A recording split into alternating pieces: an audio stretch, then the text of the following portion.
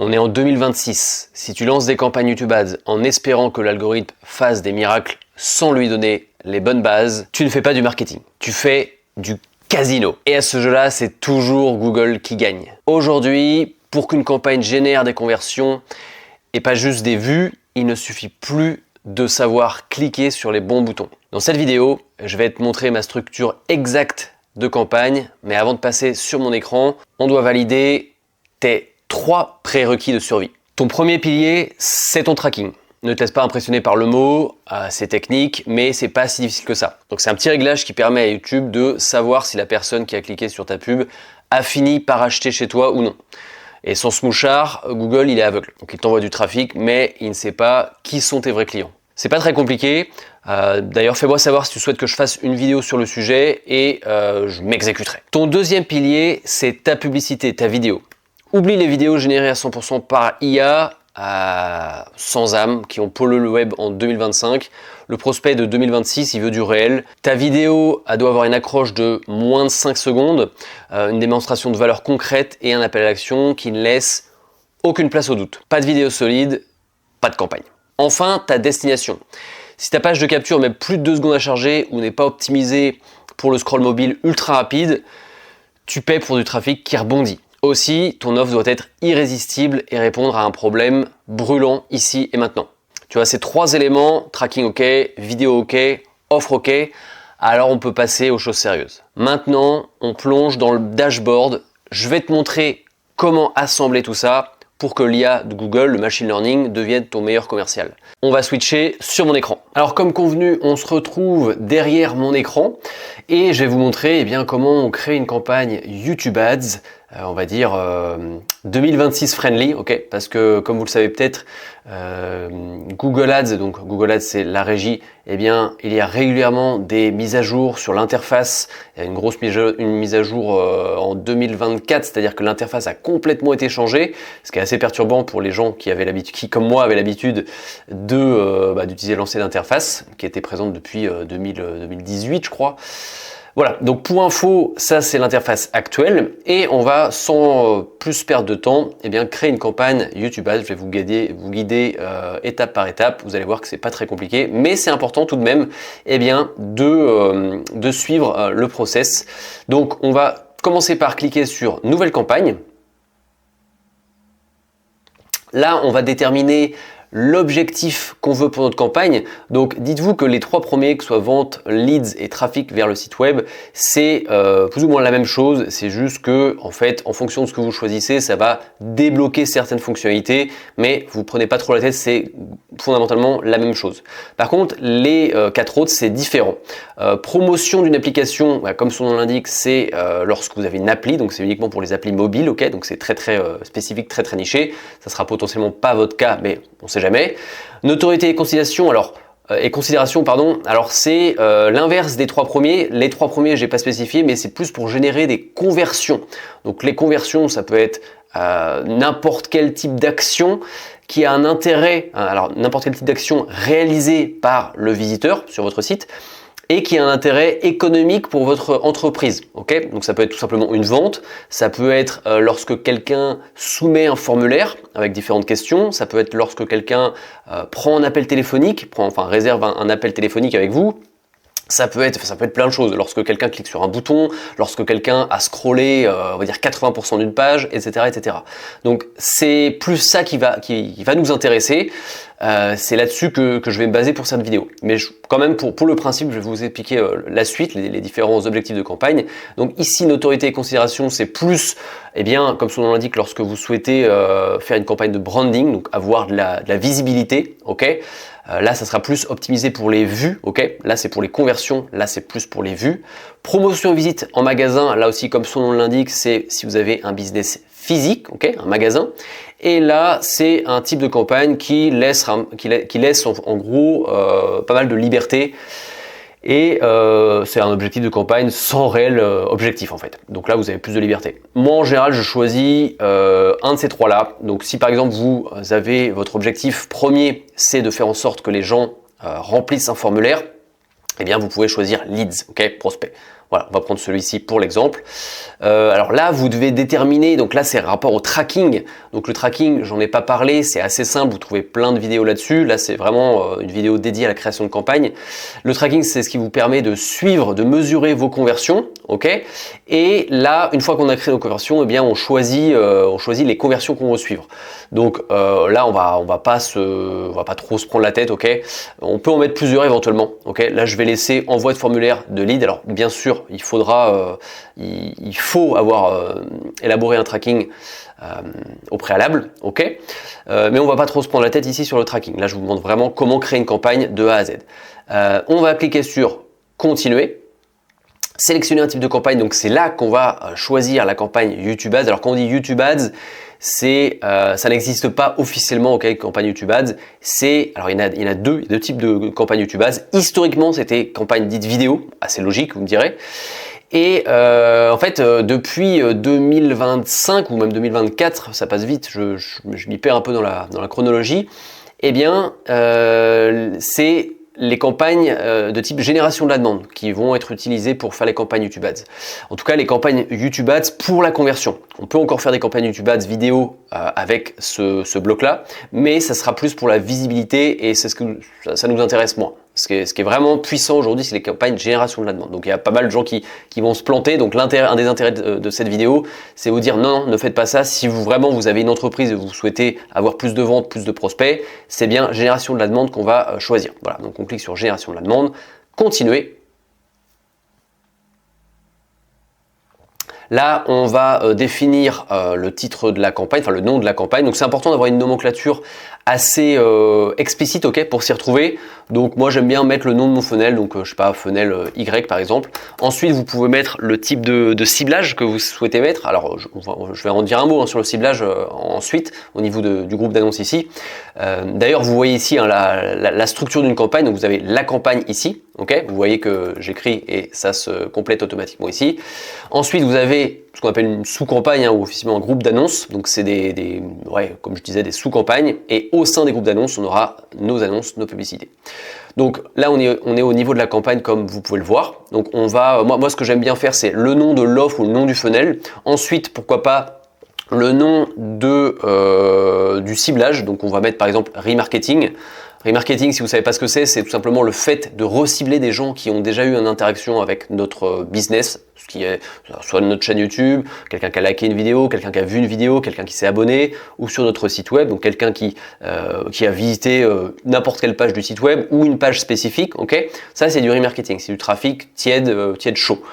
Voilà. Et pour rester simple, en général, je rajoute le type de stratégie d'enchère. Donc je vais vous expliquer, si vous ne voyez pas ce que je veux dire, ce que c'est qu'une stratégie d'enchère. J'y reviens juste après. En général, j'utilise max conversion, ok. Là, on aura la possibilité d'en utiliser deux. J'utilise max conversion. Si vous démarrez un compte, si vous n'avez jamais créé de campagne YouTube Ads et que si c'est la première, eh bien, je vous conseille d'écrire ici max conversion. Encore une fois, j'y viens juste après. Flux de produits, c'est vraiment dans le cas spécifique où on a un e-commerce, ok. Là, ce qui n'est pas notre cas. Ici, alors on a la possibilité d'optimiser pour certaines choses, donc les conversions, les clics et les engagements YouTube. Moi, je vous recommande vraiment conversion. Si vous avez une entreprise, un business, bien sûr, vous avez envie d'optimiser pour les conversions. Au final, les clics et tout ce qui est engagement YouTube, donc les vues YouTube, les abonnements, c'est plus de la vanity metrics. Ok, moi, je recommande vraiment pas de dépenser du budget sur YouTube Ads pour avoir plus d'abonnés. Alors plus de vues, pourquoi pas éventuellement, mais plus d'abonnés. On n'a pas de contrôle en fait là-dessus. Ok, on peut pas forcer les gens à s'abonner. Donc c'est assez délicat. L'objectif de conversion, c'est celui qu'on a spécifié avant, ok, donc on le remet, on peut changer aussi si on le souhaite.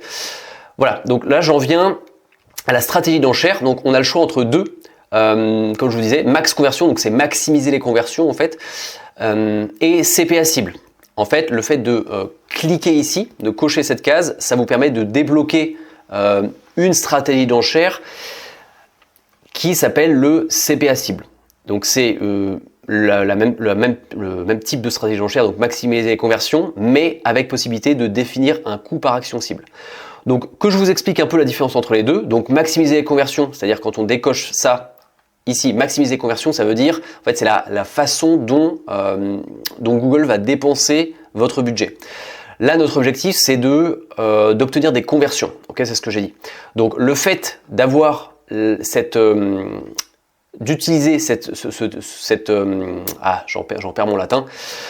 Cette stratégie d'enchère qui s'appelle maximiser conversion, eh bien, on donne tout simplement le signal à Google d'avoir le plus de conversions possible. Peu importe le coût par conversion, ok? Peu importe que ça nous coûte 1 euro, 5 euros, 10 euros, 15 euros. Google, il s'en fiche du coût par conversion, il va juste aller chercher le maximum de conversions, ok? Donc, c'est ce que je vous recommande de faire dans un premier temps. Vous voyez ici, maximiser les conversions. Et si je clique ici, non, ça change pas. Si, ça change. Définir la cible, donc le CPA cible, ok, coût par action cible. En fait, l'algorithme, parce que c'est algorithmique, Google Ads, il a besoin de données. Dans un premier temps, il a besoin de data, ok. C'est du machine learning. Et lorsque vous créez un compte, lorsque vous débutez sur Google Ads, sur YouTube Ads, eh bien, vous n'avez pas de data, ok. Donc, ça va être nécessaire de récolter de la data pour que Google Ads, l'algorithme, il comprenne eh bien, ce que c'est pour vous une conversion, ce que c'est pour vous un client, ce que c'est pour vous un prospect, etc. Et une fois que vous aurez suffisamment de data, eh bien, vous pourrez donner le signal, donner l'ordre à Google de définir, en définissant un coût par action cible. En gros, ce que vous lui dites ici, c'est par exemple si je mets 10 euros ici, ça veut dire que je souhaite, s'il te plaît Google, je souhaite que tu fasses en sorte que mes coûts par conversion ne dépassent pas 10 euros. Alors là, il définit, il nous conseille de mettre à 13,80 € parce qu'il va se baser sur l'historique. C'est un compte qui a un tout petit peu d'historique, il va se baser sur l'historique, donc il nous propose de mettre 13,80 € parce que le problème, c'est que si on met un coût par conversion trop faible, eh bien, ça va tout simplement pas dépenser parce que Google sera incapable d'aller chercher des coûts par conversion si bas. Bon, c'est un peu technique si vous n'avez pas l'habitude, mais dites-vous que pour commencer, vous décochez ça, vous ne prenez pas la tête, on ne parle pas d'action cible, okay, de coût par action cible, on décoche cette case. Là, le budget, c'est soit quotidien, soit le total de la campagne. Donc, le total de la campagne, c'est si vous avez par exemple un lancement, vous pouvez définir 1000 € pour un lancement. Vous définissez le total de la campagne. Moi, en général, je préfère le quotidien, j'aime bien avoir le contrôle quotidiennement, sans restriction de temps. Donc quotidien, on peut par exemple commencer par 20 €, voilà, 20 € par jour. Il se peut qu'en début de période, c'est-à-dire le lendemain ou le jour même, ça dépense un peu plus. Okay, ça peut donner des frayeurs de temps en temps. Là, je mets 20 €, mais l'algorithme prend quelques libertés. Le premier jour ou éventuellement les 2 premiers jours, il peut aller jusqu'au double éventuellement. Donc il peut dépenser 40 €. Donc attention quand même, attention, vous êtes prévenus. Et ensuite, ça se stabilise, ça dépensera 20 €. Voilà. Acquisition client, ça en général, j'utilise pas vraiment cette fonctionnalité. Là, on n'a pas besoin de se prendre la tête non plus. C'est surtout ce qui est police, couleur, on s'en fiche un peu. Ici, alors c'est une norme assez nouvelle sur Google Ads, donc vous devez dire oui ou non si vos annonces sont à caractère politique, concernent l'UE. En général, c'est non a priori. Ok. Zone géographique et langue. Donc là, alors ici, on a la possibilité soit de définir la langue au niveau de la campagne, soit au niveau des groupes d'annonces. Si on souhaite faire des groupes d'annonces qui ont par exemple, un groupe d'annonces Espagne, un groupe d'annonces France, un groupe d'annonces Allemagne, pourquoi pas. Moi, en général, je fais ça au niveau de la campagne, c'est plus simple. De toute façon, en général, je cible la même langue, donc pas de souci. Ensuite, ici, ce que je vous conseille de faire, c'est de cliquer sur présence, ok? Parce que si vous mettez présence ou intérêt, ça peut aussi bien cibler les gens qui sont présents, alors on va dire en France par exemple, dans le pays que vous ciblez, mais aussi qui ont un intérêt pour la France. Alors même si c'est recommandé ici, je vous conseille tout de même de cocher cette case-là. La zone géographique, bon, il n'y a pas de sujet, vous choisissez ce que vous souhaitez comme zone. On peut faire même une recherche avancée en choisissant, alors par rayon aussi. Par exemple, si je prends Paris, je peux dire, voilà, j'ai Paris, parce que j'ai un magasin à Paris, mais je souhaite aller jusqu'à, on va dire, 20 km, voilà, autour de Paris. Kilomètres, ok, eh bien c'est possible. D'ailleurs, je vais utiliser ça comme ciblage. Toc, voilà. Donc là, je vais aller chercher à 20 km de Paris. C'est-à-dire que je vais diffuser, ok, à 20 km autour de Paris. Langue, on va sélectionner le français. Voilà. Appareil, alors là, vous allez cocher cette case-là et vous allez désélectionner écran TV. Okay, parce que sur les écrans TV, il n'y a pas possibilité de faire des appels à l'action. C'est-à-dire que c'est juste du branding. Okay, vous avez déjà vu peut-être des pubs YouTube sur votre télé.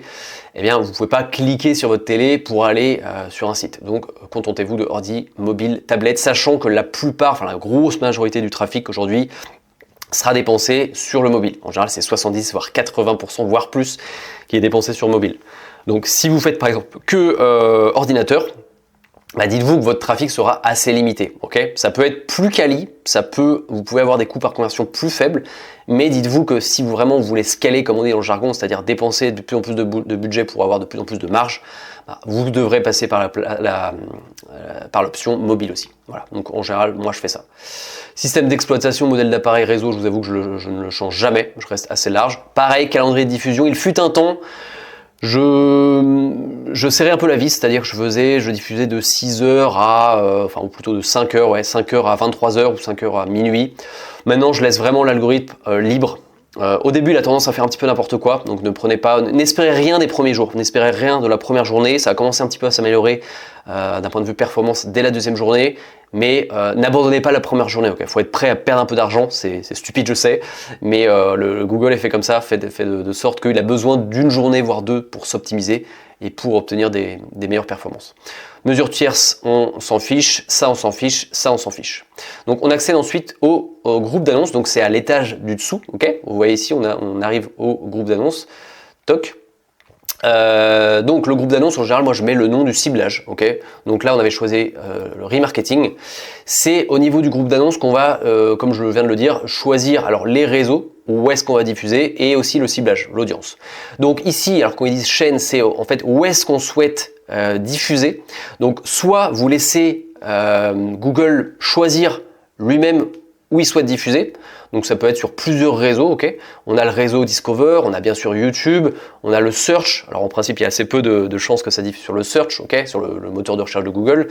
Ici, on a la possibilité d'inclure le réseau de display de Google. Alors le réseau de display de Google, c'est en fait tous les sites qui font partie du réseau AdSense, okay, de Google et qui monétisent leur site. Donc il y a beaucoup de blogs qui monétisent leur site. Lorsque vous voyez typiquement un site avec des encarts publicitaires sur les côtés, alors il n'y a pas que Google qui fait ça, mais il y a une grande chance que ça soit de la publicité Google de type display. Alors je vous recommande de laisser ça décoché, ok, j'insiste bien, décoché, parce qu'en général c'est pas du trafic qualifié. Donc soit vous laissez Google choisir comme il souhaite, ok, là de diffuser là où il souhaite, hors réseau display, soit vous dites vous-même, voilà, donc là on a vraiment le détail de où il peut diffuser. Donc rien que dans YouTube, on a l'in-stream, c'est lorsque vous lancez une vidéo et il y a une vidéo de type pré-roll qui se lance, une pub de type pré-roll qui se lance, ok, où vous avez 5 secondes pour passer l'annonce, ok. In-feed, c'est à l'inverse de in-stream, c'est dans le feed, c'est-à-dire lorsque vous arrivez sur la page d'accueil de de YouTube, pardon, eh bien vous avez toutes les vidéos disponibles et vous avez souvent une vidéo au format miniature avec marqué en dessous sponsorisé. Donc ça c'est le format in-feed. Donc c'est pas vraiment fait pour la conversion, mais l'algorithme est intelligent, c'est-à-dire que il va détecter que pour certains utilisateurs, ça peut avoir du sens de switcher, par exemple, de montrer à un utilisateur une fois de l'in-stream, une fois de l'in-feed, ok, parce qu'il y en a qui vont être il y a des personnes qui vont être plus comment dirais-je, plus réactives au format in-feed. Et ensuite, on a les YouTube Shorts, donc c'est les 3 formats YouTube, ok. Alors il y a aussi le format image qui n'est pas indiqué là. C'est peut-être le format Discover, j'ai un doute là-dessus. Mais en tout cas, sachez qu'on peut mettre des images aussi sur YouTube. Donc là, alors moi, ce que j'aime bien faire en général, c'est faire un peu des deux. C'est-à-dire faire une campagne où je laisse vraiment Google choisir là où il souhaite et faire une autre campagne ou vraiment split tester, faire une campagne où par exemple je vais faire que des shorts, des YouTube shorts comme ça. Par contre, attention avec les YouTube shorts, faut bien être sûr d'avoir des vidéos au format vertical, ok, non pas 16/9 comme le format in-stream et in-feed, mais 9/16, ok, c'est le format vertical. Donc ça c'est uniquement en tout cas c'est conseillé parce que vous pouvez avoir des vidéos horizontales qui vont diffuser sur le format short, mais ça ne sera pas forcément optimisé. C'est-à-dire que si vous avez des sous-titres, ça sera un peu coupé, ça ne sera pas terrible. Donc assurez-vous d'avoir, pour le YouTube short, c'est quand même bien d'avoir diffusé avec avec le format vertical. Voilà. Et voilà ce que vous pouvez faire. Là, c'est vraiment pour speed tester. Si vous voulez vraiment tester, vous voulez être sûr de diffuser sur un canal ou un type de format spécifique. Voilà. Moi, je vais me contenter de tous les canaux Google. Les audiences, donc c'est là où on choisit les audiences. Donc on a plein de choses disponibles. Donc je vais mettre remarketing parce que c'est ce que j'avais choisi. Ok. Remarketing. Donc le remarketing, c'est ici. Je vais vous faire un petit détail des gros blocs, des grosses familles de ciblage qu'on peut trouver sur Google, sur Google Ads. Vous allez voir qu'il y a beaucoup de choses. C'est très intéressant. Remarketing, c'est ce qui correspond à vos données. Vos données, c'est-à-dire les données qui sont à vous. Donc on a aussi bien, alors on a plusieurs choses. On a, si je fais parcourir, on a les audiences du site web, c'est-à-dire les gens qui ont visité notre site web. Okay, ça peut être tous les visiteurs ou alors ça peut être une page spécifique, par exemple vos pages de remerciement. Okay, et il y a aussi les utilisateurs de YouTube. Donc là, c'est les vues, je vais y arriver, les likes, les gens qui sont abonnés, etc., etc. Ok. Et c'est tout. Et j'ai l'impression que, alors utilisateur de YouTube, alors on est censé voir list mailing, remarketing mailing list. Alors j'ai un doute, mais en principe, on est censé pouvoir aussi cibler les listes de prospects qui n'apparaît pas ici. Bon, c'est comme je vous l'ai dit, ça change beaucoup, hein, ça change très fréquemment. L'interface Google Ads, mais en tout cas ici je ne vois pas, donc contentez-vous des visiteurs site web et des visiteurs YouTube. Segments similaires. Alors segments similaires, c'est les fameux lookalike, ok. Donc là typiquement, eh bien vous allez créer une audience similaire et en fait vous allez vous baser sur une liste source. Donc là ça peut être par exemple, j'attends que ça se charge. Ça n'a pas l'air de vouloir se charger. Ça, c'est aussi les joies de Google. Voilà. Là, ce qui peut être intéressant, si vous avez une chaîne YouTube assez nichée, c'est que par exemple, vous pouvez créer une audience similaire à vos vues YouTube. C'est-à-dire que les gens qui ont vu vos vidéos YouTube jusqu'à 540 jours, ok, c'est-à-dire 1 an et demi, eh bien, vous allez pouvoir créer une audience basée sur là-dessus. Donc, si vraiment vous êtes bien niché, bah, ça peut être très intéressant parce que Google Ads va aller chercher automatiquement des gens qui ressemblent au profil de vos viewers sur YouTube. Voilà. Donc ça, c'est, je ne vais pas aller plus loin, hein, mais c'est en tout cas les segments similaires. Les centres d'intérêt et données démographiques détaillées, donc c'est là où on retrouve le plus d'audience. Pardon. Vous allez dans parcourir, vous allez voir les 4 menus. Ok, il y a les menus et les sous-menus. Donc sur le marché, c'est des audiences en général assez chaudes qui ont émis une intention de recherche, enfin qui ont fait une recherche dans les 7 à 14 derniers jours sur Google. Alors sur Google, sur YouTube. Typiquement, je vais vous donner un exemple. Là, je clique, je vais prendre par exemple immobilier. Si je choisis ici immobilier, bah, c'est des gens qui ont fait des recherches. Enfin, Google a identifié ces profils qui sont dans l'immobilier, donc 1,1 milliard quand même, c'est quand même pas rien, ok, au niveau monde, hein, bien sûr. Google a identifié ces 1 milliard de personnes comme s'intéressant à l'immobilier. Alors, plus que s'intéressant, c'est-à-dire qu'elles ont fait des recherches dans les 14 derniers jours sur l'immobilier. Donc ça peut être extrêmement intéressant, de même sur les logiciels. Alors il y a le logiciel, mais vous pouvez aller beaucoup plus loin. Vous pouvez aller, si vous vendez des logiciels antivirus typiquement, vous cliquez là-dessus et votre campagne elle est faite, quoi. Vous n'avez pas besoin de vous prendre la tête avec le ciblage.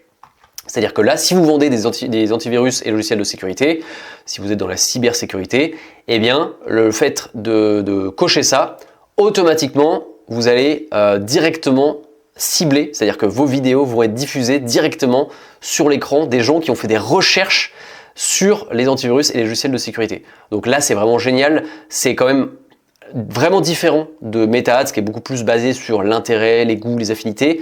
Là, en tout cas, avec ce ciblage appelé audience sur le marché, ou in-market en anglais, eh bien, on peut directement cibler l'intention des gens. Donc ça, c'est ultra puissant. Franchement, sur le marché, c'est vraiment canon. Événements de la vie, c'est comme son nom l'indique, en fonction de certains événements qui ont pu se passer dans la vie des utilisateurs. Donc quelqu'un par exemple qui a changé de travail récemment, alors toujours pareil, on peut aller dans le détail, hein, récemment commencé un nouveau travail, va bientôt commencer un nouveau travail. Quelqu'un qui a créé une entreprise ou qui va créer une entreprise, quelqu'un qui a été récemment diplômé, quelqu'un qui va bientôt être à la retraite ou est depuis peu à la retraite, quelqu'un qui s'est marié, quelqu'un qui a eu un animal de compagnie, etc. Okay. Ensuite, on a les données démographiques détaillées. Donc ça, c'est Alors, on a les données démographiques, c'est tout ce qui est rapport avec l'âge, le sexe de la personne, etc. Là, ça va un peu plus dans le détail, c'est vraiment des caractéristiques un petit peu plus poussées. Donc, on a le statut parental. Est-ce que la personne est parent? Si oui, à quel âge ont les enfants? Voilà, état civil, donc enseignement, quel est le niveau d'études supérieures, le statut, est-ce que c'est un locataire ou un propriétaire, donc ça peut être très intéressant par exemple pour qualifier en fonction des revenus. Si vous vendez un produit, un service high ticket, je sais pas, à 5 000 euros, va falloir cibler des gens qui peuvent se permettre de financer ce type d'accompagnement. Okay, donc les propriétaires, ça peut être une bonne chose de les cibler éventuellement. Et emploi, alors c'est en fonction du secteur d'activité, donc on a santé, immobilier, etc. ou en fonction de la taille de l'entreprise. Voilà. Et affinité, toc, je reviens ici. Et affinité, c'est vraiment comme Meta pour le coup. C'est en fonction des goûts et des caractéristiques générales des personnes. Par exemple, acheteurs. Alors là, on va aller vraiment dans le détail. Les acheteurs de bonnes affaires, les acheteurs de produits d'occasion, etc., etc. On a quoi? Beauté et bien-être. Donc c'est les gens qui s'intéressent en fait au maquillage, etc. Là, c'est vraiment proche de Meta, ok? Et vous voyez que c'est quand même des grosses audiences à chaque fois. Donc, il y a du monde à cibler, ok? Vous êtes pas en reste en termes de quantité d'audience. Voilà. Je tenais à faire un petit aparté sur le ciblage parce que c'est quand même important. Maintenant, vous avez un bon aperçu du ciblage. Je pense que je referai une vidéo un peu plus costaude sur vraiment le ciblage, mais en tout cas, là, vous avez un bon aperçu. Exclusion, alors vous avez la possibilité d'exclure des segments d'audience. Par exemple, je sais pas, vous souhaitez exclure les gens qui ont vu vos vidéos YouTube, parce que vous souhaitez cibler que du trafic froid, vous enlevez votre trafic chaud ici en excluant les vues YouTube. Voilà, donc ça peut être utile aussi. Vous pouvez exclure vos clients actuels aussi, ou vos prospects actuels, pour éviter de les recibler. Et données démographiques, c'est comme je disais, eh bien c'est tout ce qui est intrinsèque, en fait, les caractéristiques de base intrinsèques aux personnes, aux utilisateurs. Donc genre, âge, statut parental, et alors ça peut être intéressant, ça peut être un petit peu excitant de voir revenu du foyer. Malheureusement, en général, Google n'a pas la data. C'est-à-dire que même si vous mettez ici, ça peut être tentant de mettre les 10% supérieurs, comme ça, hop, juste les 10% supérieurs ou éventuellement les 10 à 20% supérieurs, mais il va rien diffuser. Il va rien diffuser du tout. Et en gros, si ça c'est coché, ça va complètement diffuser à 99% sur inconnu, parce que Google en général pas la data. En tout cas, je vous parle sur le marché français. En France, Google n'a pas la data. Peut-être que sur d'autres pays c'est disponible, mais pas en France. Voilà. Voilà pour les audiences. Alors là, c'était juste pour créer mon audience en fait. Donc je vais enregistrer et ma campagne a bien enregistré mon audience remarketing ici. Ciblage optimisé, pareil, je fais une toute courte aparté. Donc le ciblage optimisé, alors je vous conseille pas au début, c'est vraiment quand vous avez encore une fois beaucoup de data, ok, sur votre compte. Le ciblage optimisé, en fait, ça va permettre à Google Ads, à l'algorithme, d'aller au-delà du ciblage que vous avez prédéfini ici. C'est un peu une autre façon de faire des lookalikes, c'est-à-dire des audiences similaires. Là, vous allez donner un petit peu carte blanche à Google pour qu'il aille chercher des audiences qui ressemblent à l'audience de base que vous avez sectionnée. Donc, il va aller de façon automatique avec le machine learning chercher des bassins d'audience qui pourraient ressembler à l'audience que vous avez prédéfinie. Donc, vaut mieux, au début, vraiment quand vous commencez, vaut mieux se concentrer sur vraiment l'audience que vous ciblez à 100%. Et quand vous aurez de la data, quelques centaines de conversions éventuellement, que vous aurez bien fait, vous serez bien rentable, vous pourrez tester éventuellement, peut-être dans une campagne dédiée, la même chose, quelque chose qui fonctionne, mais avec du ciblage optimisé en cliquant ici. Voilà. Et vous avez la possibilité aussi de cliquer ici, c'est-à-dire que si je clique ici, donc ne diffuser des annonces qu'auprès des personnes correspondant à mes spécifications d'âge et de genre. Donc ça, ils ont changé ça récemment, c'est bien, parce qu'en fait, il n'y avait qu'une case, c'était utiliser le ciblage optimisé. Et par exemple, imaginons que moi je choisisse de cibler que les plus de 50 ans. Et bien même ici dans mon ciblage avant, si je ciblais uniquement les plus de 50 ans, le fait de cocher cette case de ciblage optimisé, Google se permettait d'aller au-delà. Donc il était même capable de cibler les gens qui ont 18, 24 ans, 25, 34 ans, etc.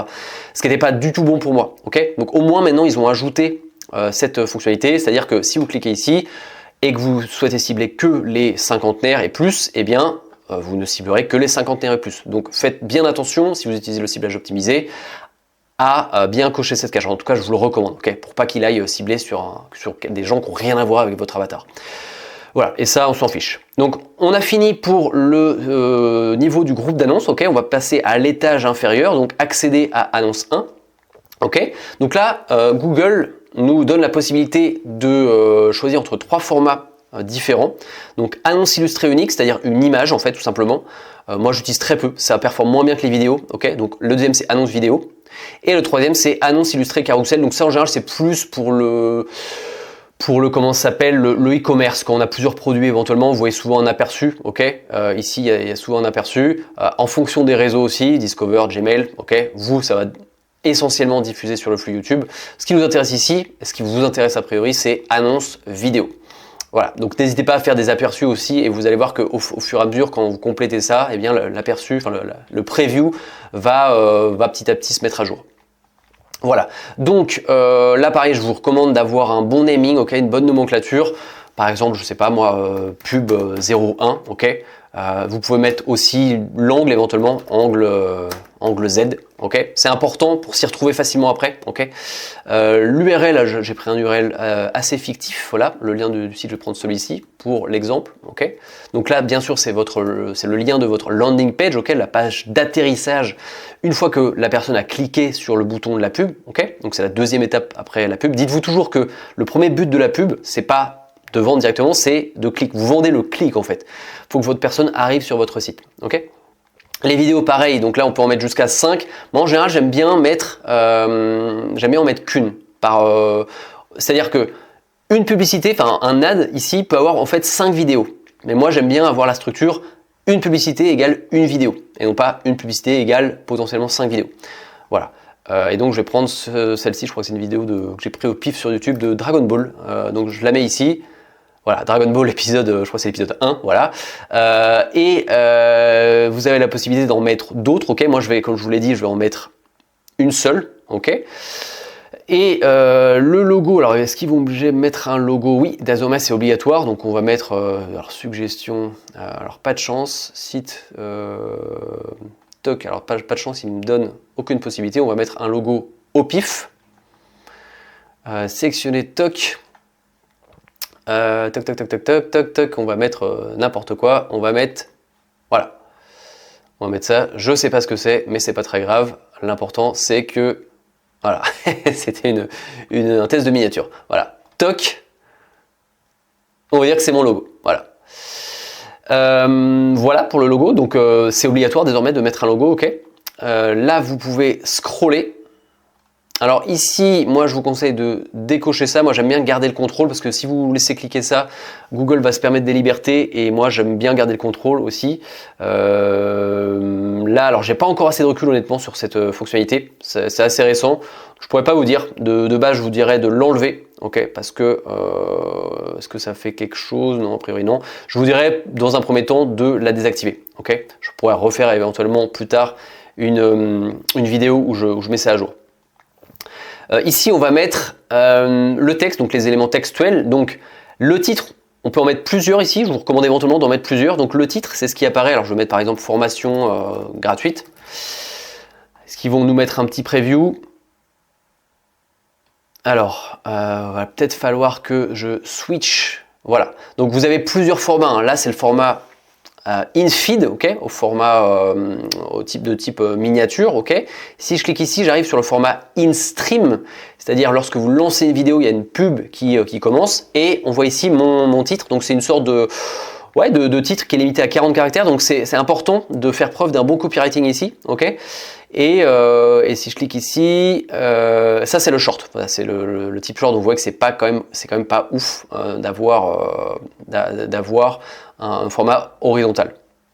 Donc si je reviens ici, ce qui va vous intéresser essentiellement vous, c'est le format in-stream. Et dites-vous que quand vous cochez, si je reviens en haut, ici, vous pouvez revenir en haut ici. C'est ici sur tous les canaux de Google. En majorité, votre budget va être dépensé sur le format in-stream, c'est-à-dire celui-ci, okay, qui est vraiment le plus optimisé pour la conversion. Donc là vous voyez qu'il y a un preview, donc c'est assez sympa, vous pouvez mettre jusqu'à 40 caractères. Donc si vous faites par exemple, si vous cliquez sur, ça c'est pénible, si vous cliquez sur plus titre, eh bien vous pouvez ajouter un autre titre, par exemple, je sais pas moi, ma masterclass, ou alors je sais pas moi, 100% gratuit. Alors malheureusement, on va peut-être pas pouvoir, il va peut-être pas switcher. Il va peut-être pas switcher sur ce que je veux. Non, malheureusement, il reste sur formation gratuite. Mais en tout cas, vous avez un aperçu de à quoi ça correspond ici. Et votre logo, je ne l'avais pas précisé, c'est ce qui apparaîtra ici. Ok, donc c'est important quand même d'avoir un logo. Ah, ça peut être votre tête si vous jouez sur votre personal branding, mais c'est important de faire un logo qui, comment dire, qui reflète votre branding, votre entreprise ou votre personnalité. Ok, parce que ça apparaîtra quand même ici en gros. Voilà, sous forme d'image de profil de votre chaîne YouTube. Et ensuite, ici, c'est pas pour, du coup, c'est le titre long et la description, c'est pas pour le format in-stream, c'est pour le format in-feed et short aussi, il me semble. Donc là, par exemple, alors là, on a jusqu'à 90 caractères possibles, là aussi pour la description. Donc, on va comment dire, laisser un petit peu, on va falloir qu'on soit un petit peu original et qu'on propose à Google plusieurs ici aussi, plusieurs titres, on peut en mettre jusqu'à 5 si je ne me trompe pas. Donc par exemple, ma formation gratuite, si vous êtes limité, limité, je sais pas moi, disponible jusqu'à lundi. Voilà. Et la description, parce que les deux sont nécessaires, on va mettre comment attirer des clients B2B. Voilà, par exemple. Et si je clique ici sur la petite preview, la petite flèche ici, alors ça c'est le short, c'est dommage, mais vous voyez que ça apparaît quand même sur le short. Voilà. Et si je clique ici, voilà. Là, j'arrive sur le preview du format in-feed et on voit que mon titre apparaît ici et ma description apparaît aussi. Voilà. Le nom de l'entreprise, je vais mettre mon nom, ok. Voilà. Normalement, ça va apparaître ici aussi. Ça apparaît en principe aussi sur le format, sur le format short aussi. Ici, il y a mon nom qui apparaît. Et sur le format in-stream, alors là, pour le coup, ça apparaît pas. Par contre, on voit le domaine, mon nom de domaine, ok. Mais par contre, mon nom d'entreprise n'apparaît pas ici. Voilà. Donc, ce que je vous conseille, c'est de donner le plus possible de nourriture entre guillemets au format textuel à Google Ads pour qu'il puisse faire le maximum de tests en fait, ok. Mais par contre ici, même si c'est contraire à ce que Google préconise, je vous recommande de vraiment mettre une seule vidéo par publicité. On descend, et je crois qu'on arrive au bout de toute façon. Lien annexe, en général, je n'en utilise pas, ok. Même si encore une fois ils disent que ça peut augmenter votre taux de conversion, j'en doute fort. Et en fait, si vous souhaitez, ce que je conseille, d'ailleurs c'est une bonne pratique, c'est de mettre au moins 2 publicités au sein d'une même campagne, au sein d'un même groupe d'annonces. Pourquoi ? Ça permet tout simplement de mettre en concurrence vos publicités pour voir laquelle est la plus performante. Donc ce que vous allez faire, c'est que vous allez ici dupliquer votre annonce. Donc vous voyez qu'il y a une deuxième annonce qui a été créée. Vous allez pouvoir changer le nom. Donc là, tout simplement, vous allez pouvoir mettre 2 au lieu de 1 pour l'ad 2. Ça, vous n'allez pas y toucher, c'est votre site. Vous allez juste devoir changer la vidéo, ok, mettre une deuxième vidéo pour vraiment faire une sorte de split test entre les vidéos pour les mettre en concurrence. Et en fait, c'est tout. Il n'y a que la vidéo, il n'y a que le nom que vous allez changer et la vidéo, enfin du coup l'URL de la vidéo YouTube. Je ne l'avais pas précisé, mais c'est nécessaire d'avoir une chaîne YouTube, même si vous ne publiez pas de contenu, pour stocker vos vidéos. Ok, les vidéos que vous prenez ici, c'est que du format, c'est que des vidéos YouTube, ok. Vous ne pouvez pas les importer directement de votre ordinateur, d'accord. Donc important d'avoir une chaîne YouTube, ça prend 2 minutes à créer, c'est rapide et vous n'avez même pas besoin de créer du contenu sur YouTube. Il faut juste une chaîne YouTube pour stocker vos futures publicités. Vous voyez ici d'ailleurs ils disent il faut coller l'URL YouTube. On arrive au bout de cette démonstration, de ce tutoriel spécial création de campagne YouTube Ads. On a fait le tour, en tout cas le plus que je souhaitais, enfin le principal de ce que je souhaitais vous montrer. Et maintenant vous êtes en capacité de créer votre propre campagne YouTube Ads. Vous n'avez plus qu'à cliquer sur vérifier et normalement si tout se passe bien, votre campagne va commencer à diffuser, à dépenser dans les prochaines heures qui suivent. Tu viens de voir la partie technique, c'est la partie émergée de l'iceberg, mais n'oublie jamais, en 2026, la technique est devenue une commodité. Tout le monde peut configurer une campagne. La vraie différence, elle se fait sur ce qu'on a vu en introduction, c'est-à-dire la qualité de ton message humain et la précision des données que tu renvoies à Google. L'IA, c'est un multiplicateur, elle multiplie ton génie si ta base est bonne, ou elle multiplie tes pertes si ta base est bancale. Si tu as arrêté de tâtonner et que tu souhaites maîtriser chaque aspect de cette machine à convertir, c'est-à-dire de la création de tes scripts vidéo jusqu'au paramétrage expert, j'ai créé une formation YouTube Ads. C'est le plan d'action exact pour ceux qui veulent scaler un business réel et durable en 2026. Le lien est juste en dessous dans la description. Ne laisse pas ton budget au hasard. Forme-toi pour dominer ton marché. C'était Bastien, on se retrouve dans la prochaine vidéo.